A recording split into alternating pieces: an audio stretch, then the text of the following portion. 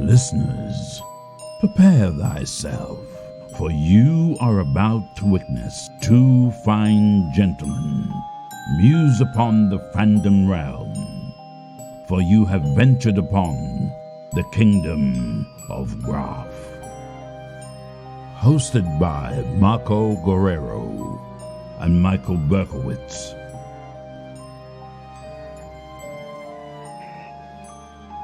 Hello, everybody.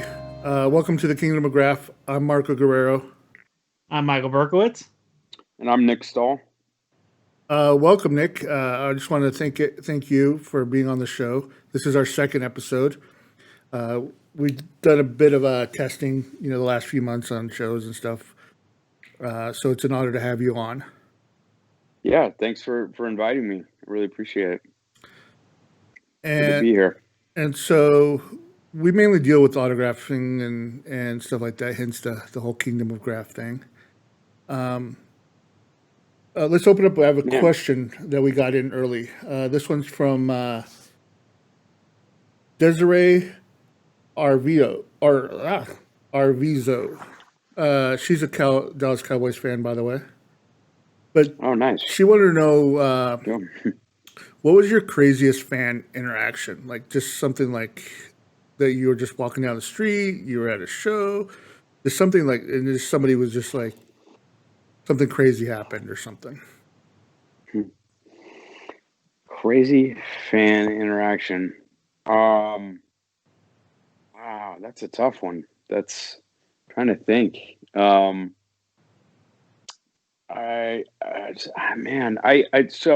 don't know. I mean, the first thing, this isn't maybe the best example.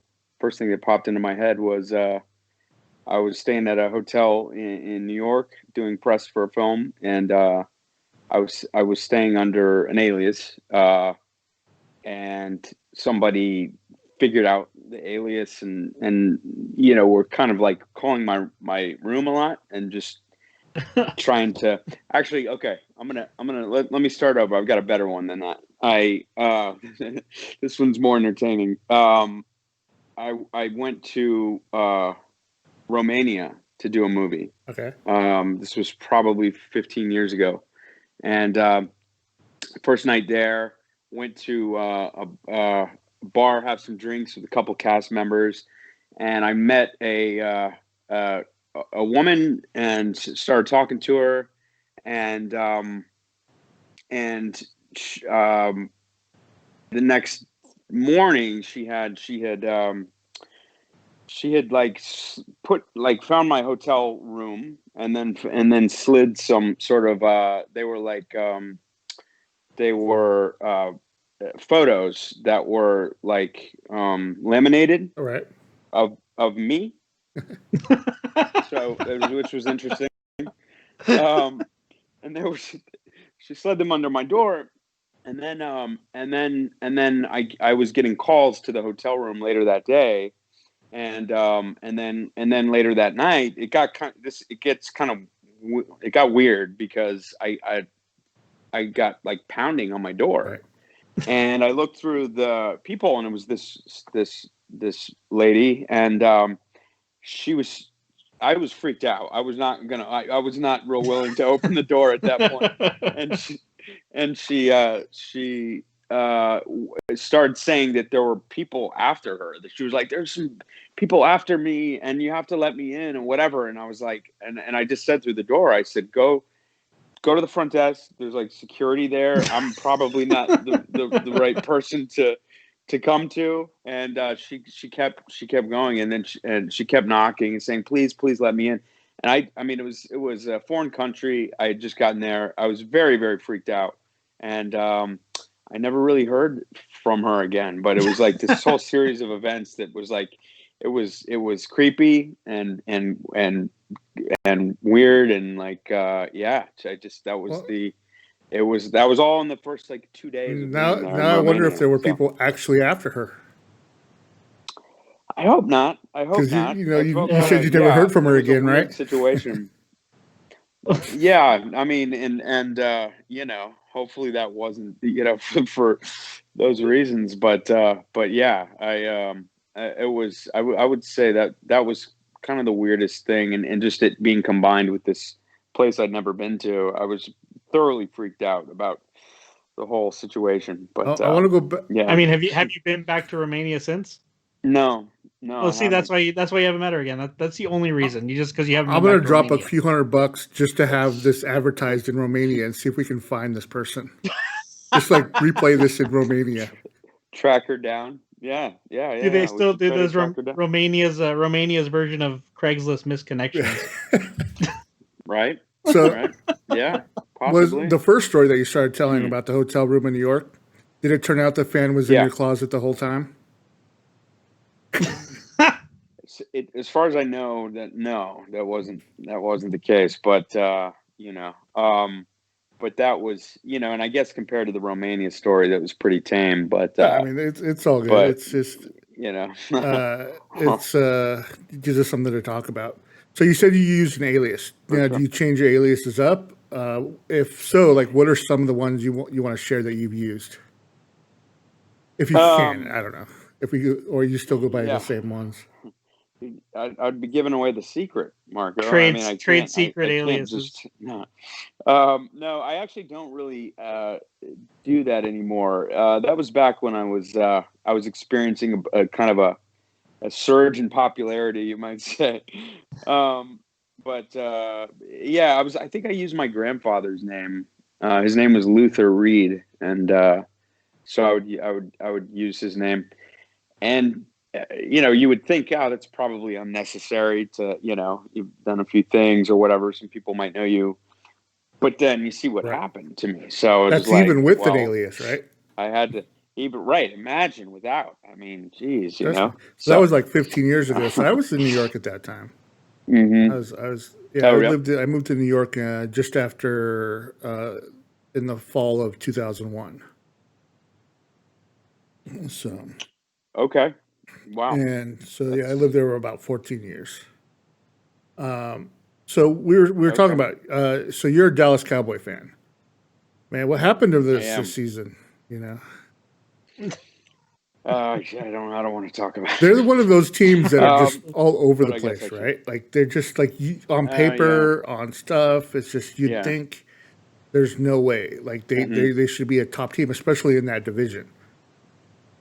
Yeah, I mean, every year, it seems like it's the same kind of thing, which is like, you hear about all this talent on the roster, all of these, multiple players, and you're just like, man, I would say Cowboy fans, and I will admit this, we tend to be somewhat delusional, and I mean, my brother-in-law actually makes fun of me because every year I'm like, I think this is the year. I feel it. And he's like, dude, just give it up. But yeah, this year was particularly bad. I think it's a coaching thing. Yeah. I'm not a big fan of Mike McCarthy.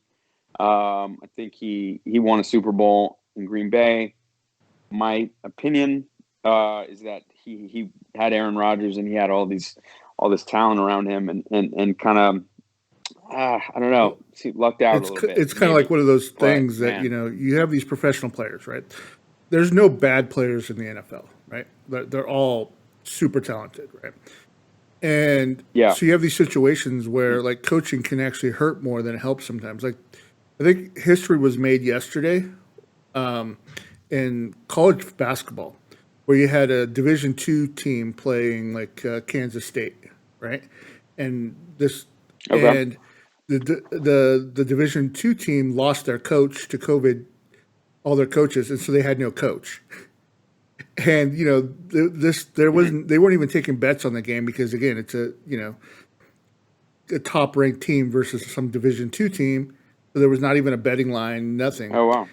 And they came in, blew Kansas out by like 20. And right, really, and so they just sometimes if you just let the players play, and that's the same thing I felt like. I'm a Tennessee Titans fan when they had Mariota. I felt like they should have just let him play. Like they were trying to turn him into something that they weren't, that he wasn't. And if they would just let him play, they would have done a lot more.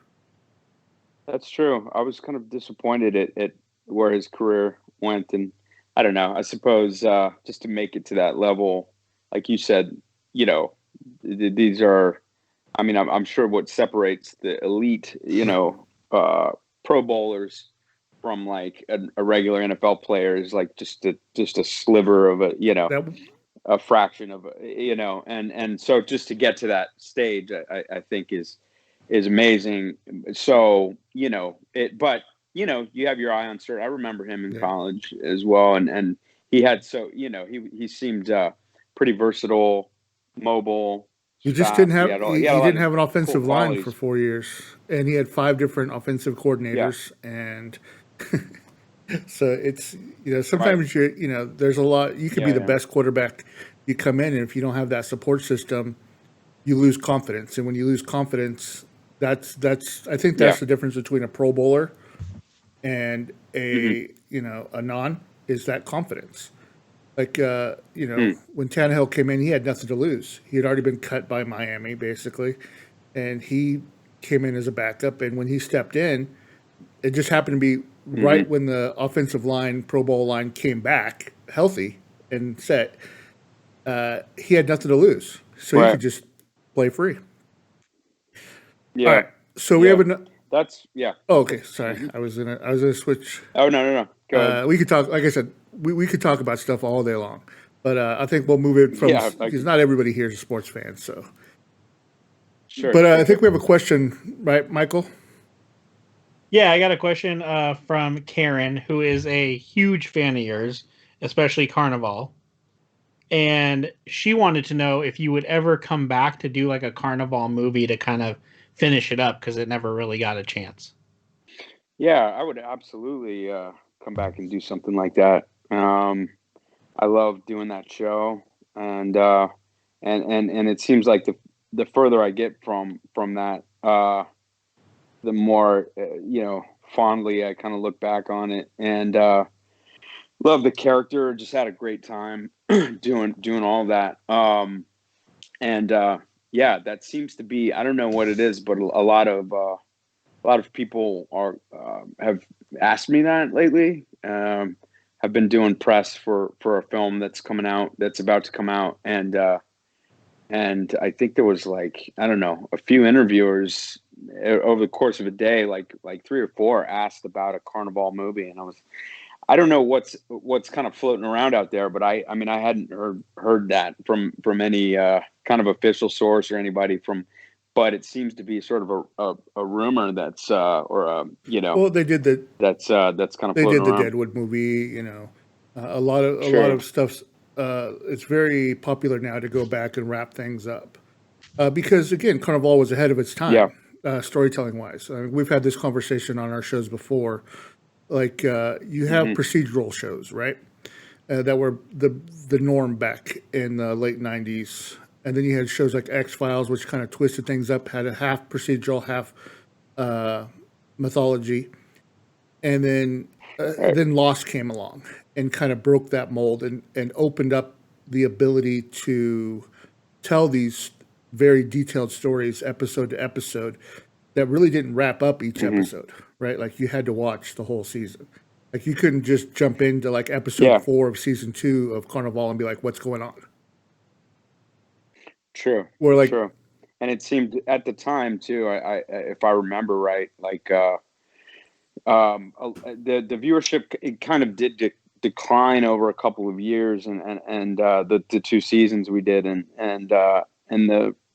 the main comment that kind of stands out that I sort of remember was people sort of losing patience with those mysterious elements and sort of questions that were like posed by the show and I guess not answered fast enough. So people were kind of getting restless, like, oh, come on, like, and I think it was a situation where they were planning for kind of a more long haul and over to tell this story over 6 seasons or something, and so that's why they were kind of taking their time with it in a way, but people just kind of wanted answers. They wanted it faster. Well, especially with like back then you had to wait for the DVD, And so sometimes it would take like a year or two after the season was over for the DVD to come out.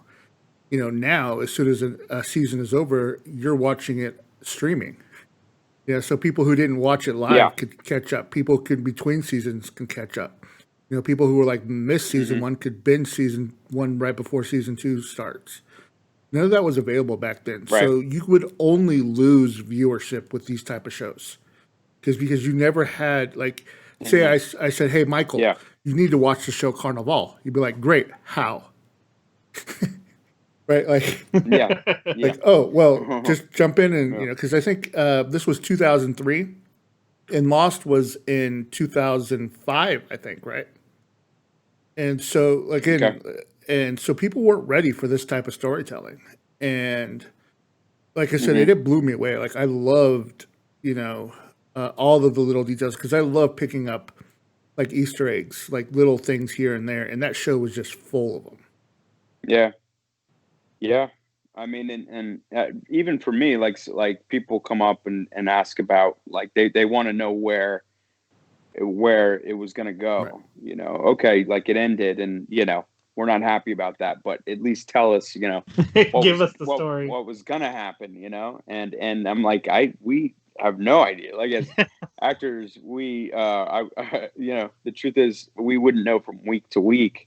We basically find out, at like the table reading, we'd open the script and be like, oh wow, I get beat up in this episode or whatever, like whatever happened. And so it was news to us too. So I really don't know. And I'm curious. I mean, it was a whole lot of really creative people that were working really hard on it. So I'm sure that it would have been, that it would have gotten really, really interesting. But I too kind of like wonder, what would have happened with the characters, where it would have gone, and and things like that. But maybe they'll do some kind Well, of film or attempt something like that we'll someday. we'll But I start don't I a know. think with what petition. Yeah, I think with let's like do with the it. way that the world is right now, with actually even before that, even before what's going in the world, just the Netflix and Amazon and you have this kind of new boom of all these different studios trying to acquire different rights, and so that might be where those questions Hmm. from those reporters are coming. Is you know the idea of now that people are sitting at home watching old shows, that the accessibility is so much higher. You don't have to go out and spend $100 on a episode season of TV. It's just there. Hmm. Yeah. And so if it garners that buzz, then a studio goes out and buys the rights for, Netflix goes out and buys the rights, or Amazon goes out and buys the rights, and boom, you're back Well, in. Hmm. especially with HBO Yeah. Max I mean, looking for content, you know. That's true. Like HBO Max is dumping a ton of money. I mean, I know they just spent 500 million to show old episodes of South Park. So wow. But My all God. right. Yeah. That's So Michael, earlier when we were just talking before the show, we were talking a little bit about Sin City. Was that really the first movie or whatever project you did that was like pure CGI? yeah. And what? Yeah. That was a different deal.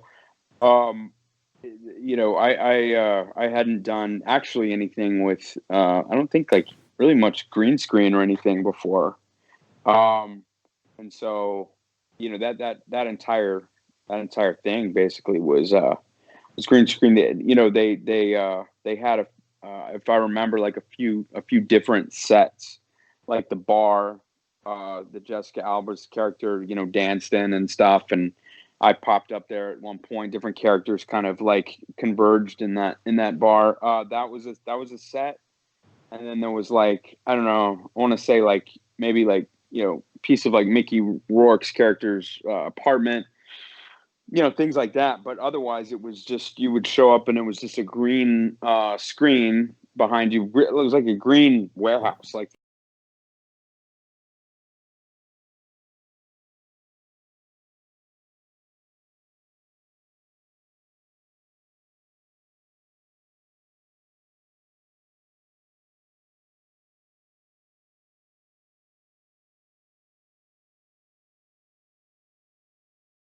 Nice.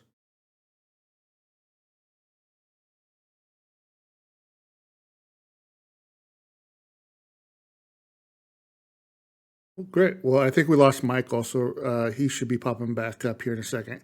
While we wait for him, I'm going to go ahead and do like a little sponsored by type of thing.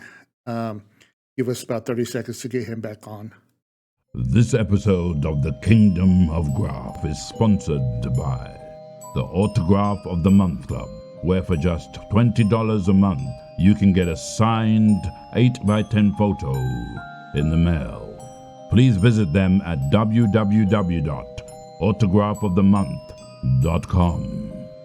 Use promo code KINGDOM to get a bonus welcome autograph with your first subscription to Autograph of the Month Club.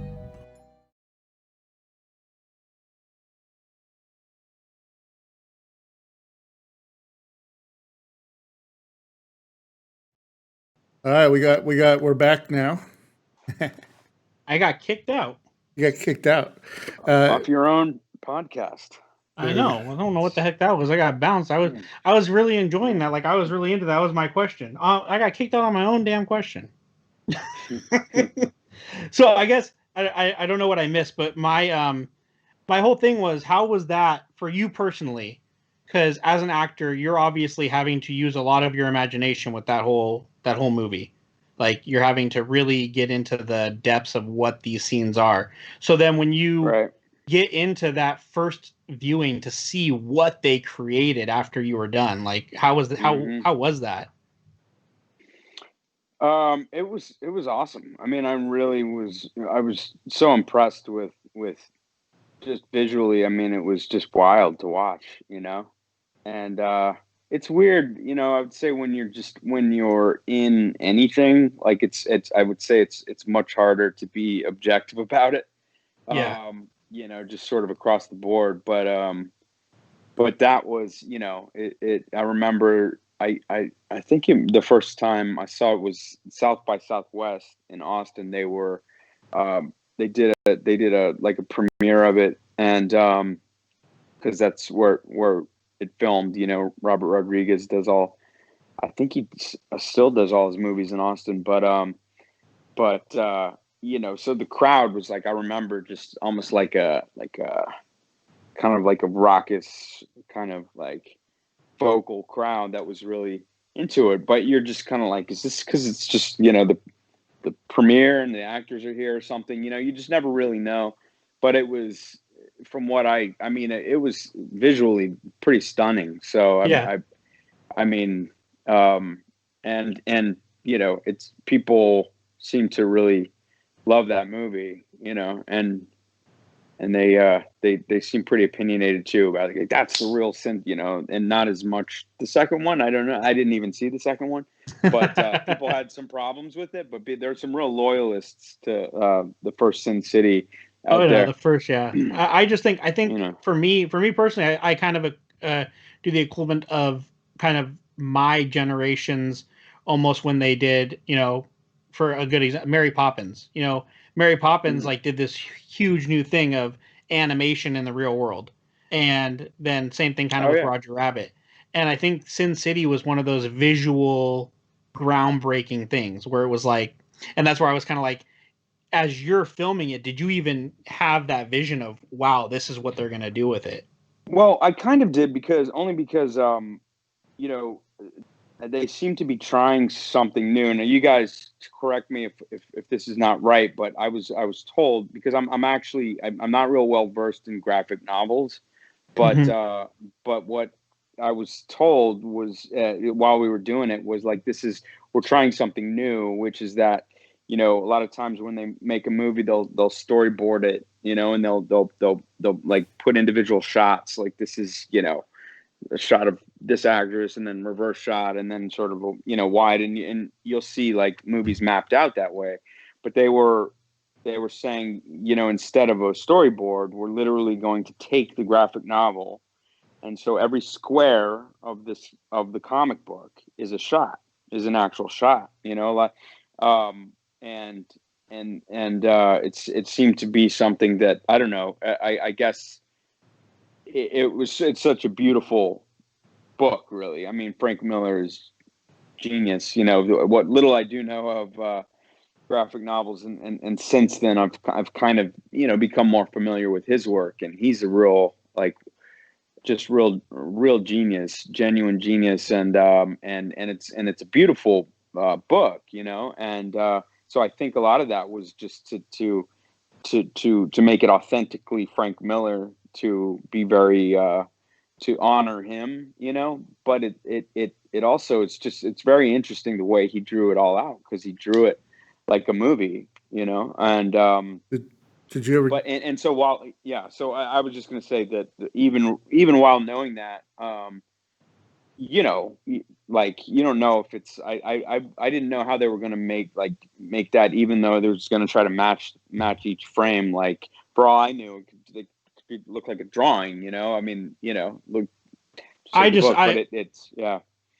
personally feel like, for me, like, if you look at what came after, and just that idea of taking, like you said, taking a graphic novel, and you have real people, real actors, not doing, you know, voiceover. You have these real people, and then you're just using technology to make it look like you're watching a book.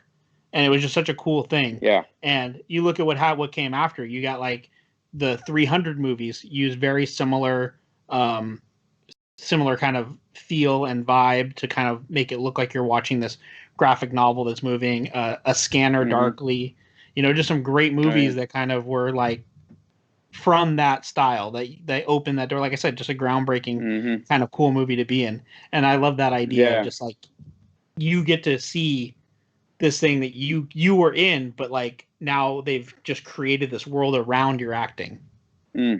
Yeah. Did you ever get a chance to meet Frank Miller? He was there. I mean, he was, I believe, listed as a co-director, you know, so he was there for all of it. And I will say that was one of the more nerve-wracking experiences I've probably ever had as an actor. Is was getting, like, suited up in that suit. And you know, I'll back up a second, because if you guys have a second for, like, a quick story about plenty of time. We got absolutely. So okay. So I wasn't supposed to play that character. So if you remember in the movie, the character is Rourke Jr. and he gets shot by Bruce Willis's character Hartigan, and then he is in a coma, and then they, like, reconstruct him through, you know, whatever kind of warped science they have in Sin City, you know. And he kind of is, like, resurrected as this hideous yellow creature, you know, the yellow bastard. Weird stuff, you know. But so I was going to play the Rourke Jr. character, and Steve Buscemi was going to play the yellow bastard. So it's supposed to be the same person, but they just get, you know, that was their idea at first, and they wanted him in the movie and stuff. So Robert Rodriguez called me maybe a month before we started. Could have even been less. I mean, it wasn't a whole lot of, like, prep time. He called me and he said that Steve Buscemi had a conflict and he fell out and he can't do it. And so he had this idea that I could play that role too. And then, you know, they could put the prosthetics on me, and then he thought it might even be cool because you could kind of see that it's me under the prosthetics and stuff. And so he just thought that could really work. And I was, you know, of course, was like, okay, you know, I'll give it a try. It's already kind of, like, freaked out, like, wow, can I do that? Whatever. And he's like, cool. Well, so he's like, I just have one request for you. You know, I want to, you know, kind of see that you can maybe, you know, do this role, or kind of, like, I want to hear it. I want to hear the voice, you know? So here's what we're going to do. If you could call my I believe he had answering machines. This is dating myself. This is a while ago, but it was. He said, I'm going to a party or something tonight. I'm not going to be in the house. So he's like, if you could call my answering machine and leave a message as the character, and then I can play it later. And it's kind of like a little impromptu sort of makeshift audition or whatever. And I was like, okay, cool, I'll do that. And so the story was that he told me later, like days later, was that he went to this party and came home. He might have had a couple cocktails or something. I guess he forgot that he had asked me to do this. So he ended up, pressing play, and he just heard this like psychopath, like, hard again, I'm gonna kill you or whatever. And he just really freaked him out. He got really scared, and he remembered that he was like, oh, it's Nick, okay. But needless to say, I got the role, but it was a whole different story. In theory, okay, I'm going to do this weird, creature, kind of almost like half human thing, and but it's another story. I like, it was a whole nother thing to like be on set. Frank Miller, who created it, is like there, he's off camera, just, staring at, right. Watching, like, wait. And I remember being in like the trailer or whatever, and just sort of like looking at myself in this kind of like this absurd suit, and sort of like practicing like how I was going to do it. Cause I was like, okay, it's weird. You're like, am I going to sound like he heard me in his head when he wrote this? This is like his creation, and I've got to kind of follow through on this. And I just kind of was like, well, I just got to go for it. I got to, but, because Frank had never heard me do it. I'd never had any rehearsals. I'd never had anything. So this was like the first time, and we, did a couple, whatever, the first initial scenes, and didn't get fired. So I was like, okay, that's a good sign. We like broke for lunch or something, came back, and everybody seemed cool. And finally, I think he came up to me and talked to me and said, "Oh, you're doing a great job," or something like that. And I was like, "Oh man, I could exhale," So anyway, well, that's such a great point, because even I have like reading. I like to read books versus listening. I know a lot of people listen to audiobooks, and I like to read a book because you have such a great point. You create that voice of the character in your head, and sometimes if somebody's reading it, it doesn't match and it doesn't feel right, or it doesn't feel authentic. So as an actor, I'm sure that was definitely, I could see that being a huge worry. Yeah. I mean, it's kind of like enough of a challenge that it is this sort of, I had never done anything in that realm of like, graphic novel, comic book, kind of, it's such like heightened reality. It's not even, and there's so many different directions you can go with stuff like that. So I mean, you did have all that voice work from the Hercules show, though, right? Now everybody watching the interview is gonna be like, he was in Hercules, and they're gonna go start. This was kind of an inside joke type of thing, And you want to tell the story about how everybody used to think you were in Hercules? Yeah, we were talking before the podcast, and I was just saying, there's, you kind of read all kinds of stuff online. A lot of it's just not true. So, you don't really know where it comes from, but it was like on IMDb where it lists your credits. One of the, I don't know, for years, people were coming up to me like, "Hey, when's Young Hercules coming out, man? When are you gonna?" Because I apparently I was the voice of young Hercules according to IMDb, and I've never done an animated thing in my life. I've never done a voice to anything, and so I kept having to be like, "What? Who created this?" Because after a while, you're just like, it's it lasted a while, like people with that rumor, but So I am not in Young Hercules. I wanted to for the record. I wanted to wish you a belated happy birthday. I don't know Thanks. if they were right on that, but we also have a question from That was correct. Jason Guerin, whose birthday's today. Oh, cool. So Jason Guerin wants to know, when you're preparing for a role and you get and you don't have a lot of time, like you get the sides or you get the script like the night before or the day before. What's it like prepping for something with that amount of time? You know. Yeah, like it depends. It really depends. Like preparation work and kind of learning lines and things like that. It depends on the material and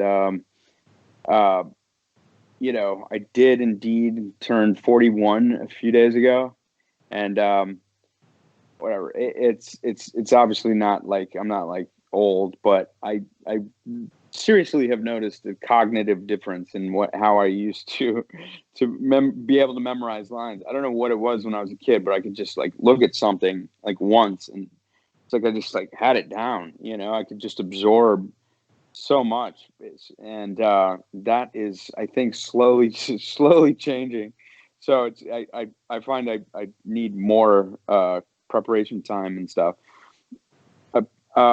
You know, for a film, you obviously don't need to like have all your lines down or have all your your beats and moments kind of rehearsed and down, because they break it up into tiny little segments every day when you're doing films.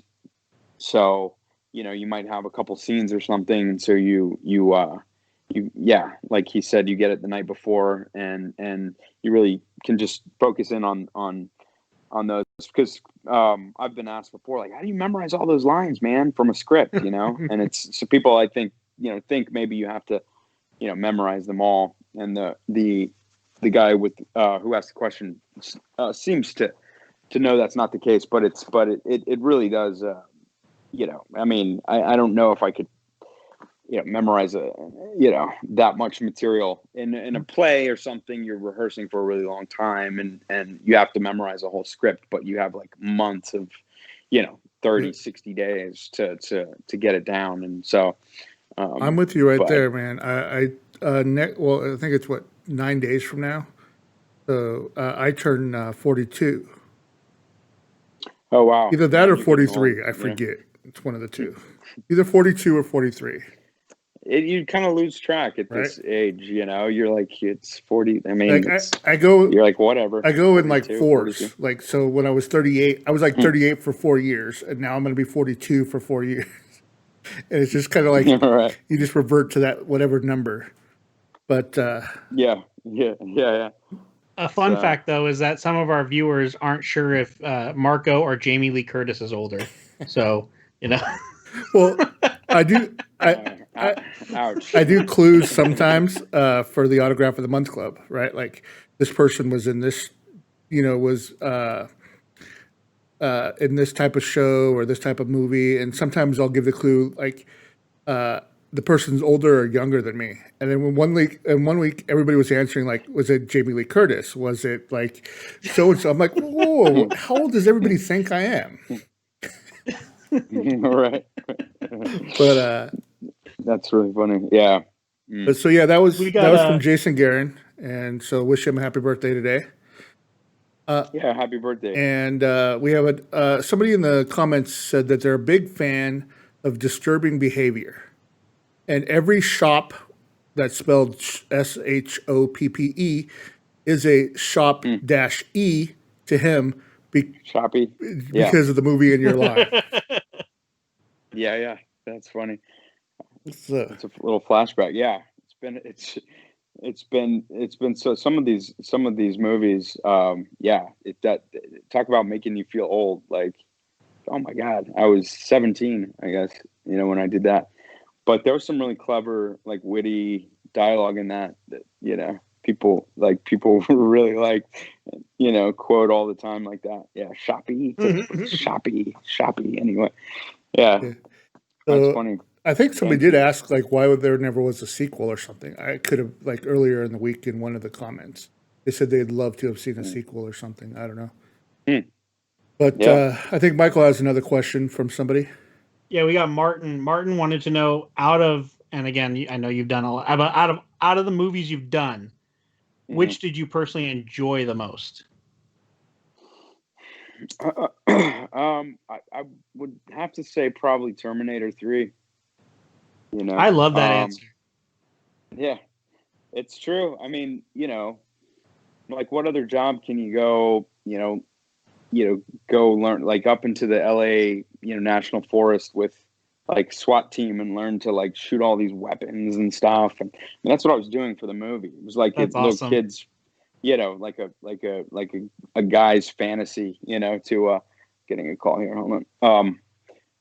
And yeah, I mean Arnold and the Terminator. I mean, I grew up with Terminator. Yeah.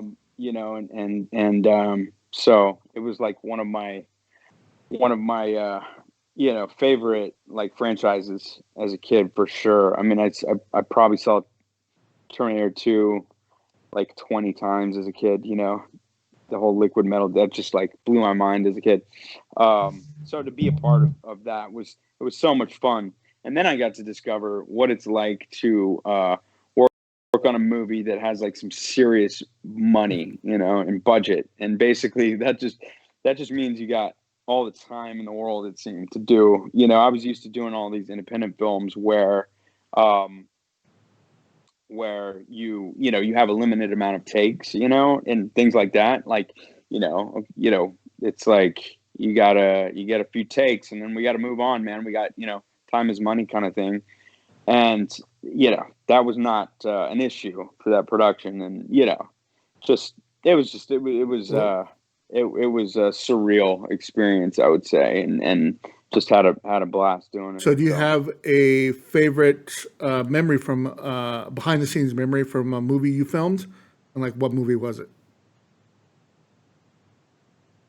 Man, that's a tough one because it's pretty Or broad. we could limit it to Terminator if you want.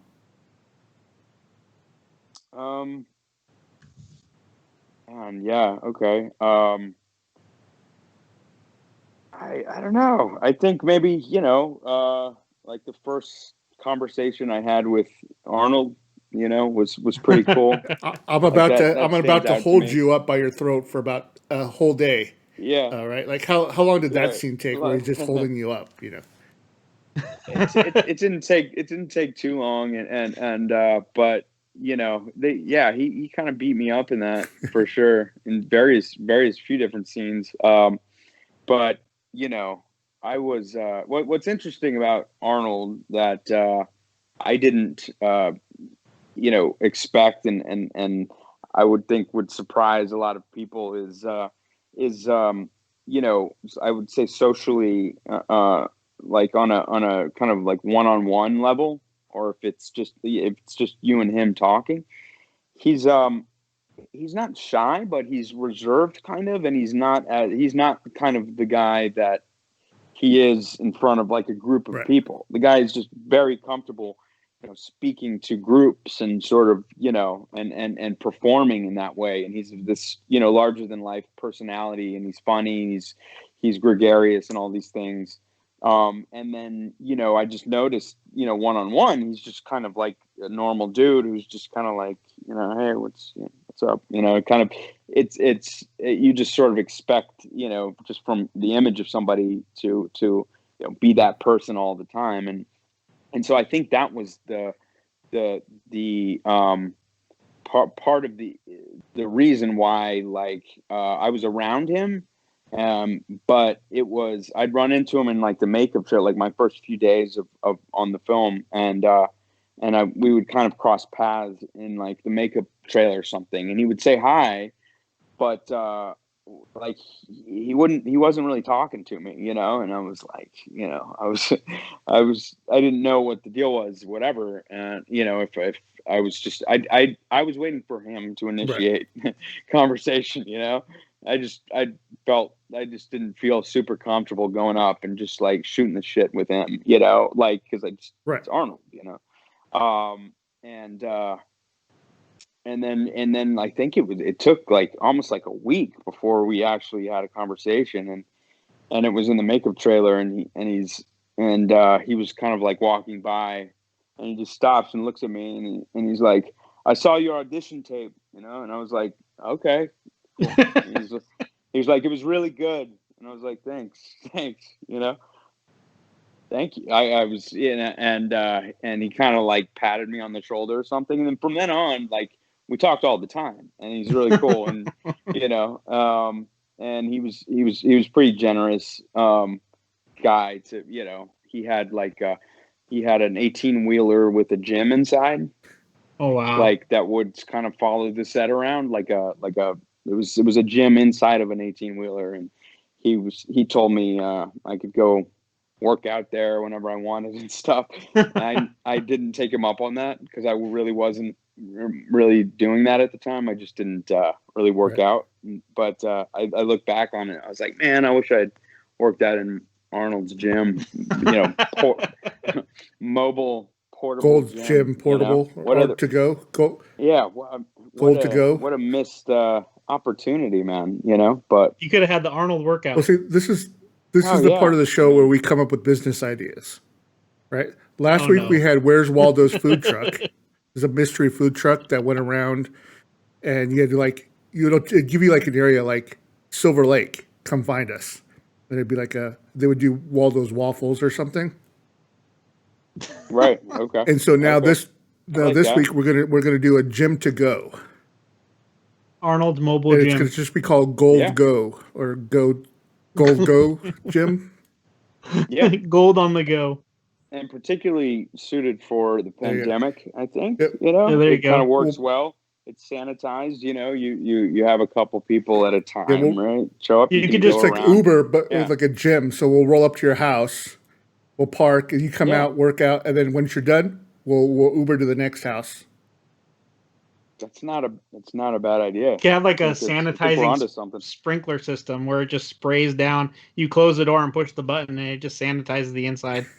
Yeah, and you avoid the crowds of a gym. And comes to you. It does a lot of things. That's I think it could be sponsored by Peloton. Why not? Yeah. There you go. Yeah, I mean, I get that question a lot, like because I do a lot of the signings, like what we did with for the Autograph of the Month Club, and the question I always get is, are the actors nice? And I'm like, well, yeah, because I'm paying them. But no, I'm just joking. No, but I mean, I've only had like a few bad interactions with people. I mean, actors are just like people. I say like everybody else. They have good days, bad days. And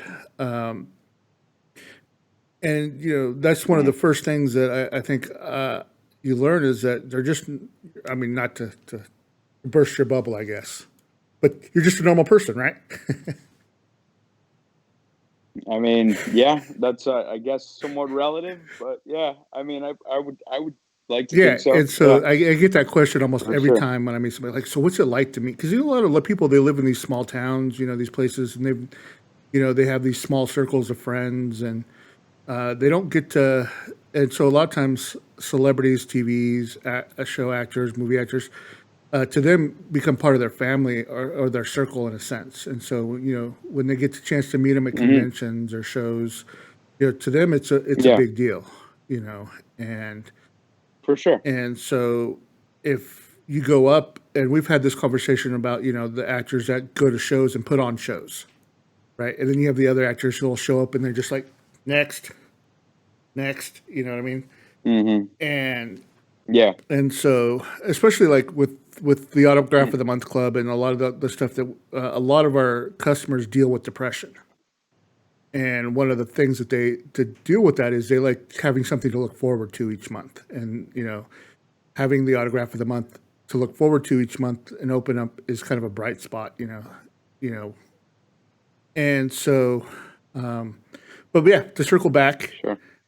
Was there ever a time, I guess, that you met somebody and it was like they were just a complete jerk and you thought they were going to be nice, or the other way around, you thought they were going to be a jerk, but they were nice?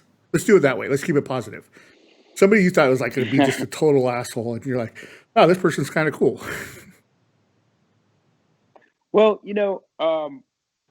Yeah, I mean, You don't have to I name guess them, I so. I guess, but mean, yeah. well, it's what's I think you kind of you hit on something when you just talked about people are Hmm. people. You good days, bad days, and you'll meet guys, and Arnold was a good example of that. He's a human, faults, strengths and weaknesses, and good days, bad days, stuff like that. And I've met other actors of his kind of fame, his kind of level of fame and notoriety, and yeah, you kind of just find that they're just they really are just people that are just kind of like have been dealt this hand, and but they react probably like most people would, and anyone I don't know, you're not going to like everybody, obviously, and that's again just like any other area of life, any other job, any other and but you just it is interesting to just kind of humanize people who have been in the public eye a long time, and in my experience, if I have met somebody with let's just say more glaring like character defects in that way, you know I tend to sort of try to put myself in Right. their shoes. I mean, I can't imagine personally what it's like to be someone like Arnold Schwarzenegger, who can't go to the grocery store. He can't go to, like malls back when there were malls, I guess. He can't like without getting mobbed. He can't go outside. These people probably stay indoors a lot at just in their own place around their friends and family, and are in sort of a bubble. And in that same way, I've seen that kind of happen on more of like a mental and emotional level Right. too. So it's not only are they sort of physically, doing that, but I find that that they're sort of, some people, might be a little out of touch with maybe how, others live. But I don't look at that as sort of like, oh, that dude's a jerk. I look at it like, man, probably a lot of people would be like that, have been unable to be just one of the Right. guys for 20 years or whatever, You always have to. and What do these yeah, people expect of me? In the back of your mind, like when you were talking about Arnold, I mean, I totally get it. Like, you have to put on a show. You have to play the persona. You have to be on, right? yeah, And then that can be tiring to have to yeah, be on all the time, to always be smiling. yeah. Like when they, And it might even get to the point where you people have expected that for yeah, so long, or that you might even think they're expecting it when they're not right. anymore, or in mistake situations, and not really, and so maybe you lose some of your ability to read people in that way or whatever. So it's, yeah, Well, it's like I get it's frustrated got to be all the weird. time, like when you have the actors who give their political views, right? And somebody's like, "Well, they're just an actor. Who cares what they think?" It's just they have no say. Mhm. Who are they? Who do they think they are? I'm like, they're a person just like you and me. Like, I have the right to have a political view. They have a right to have a political view. Just because people actually listen to them and not you, that's just a jealousy thing, right? Yeah. Mhm. Like, I mean, it's just they're, man, Yeah, I hate it when I sometimes I see that guess, yeah. response. Like, oh, why do they think their opinion matters more than mine? They don't. They just have an opinion. Yeah, So I and think it gets some publicity maybe, or it gets, Yeah.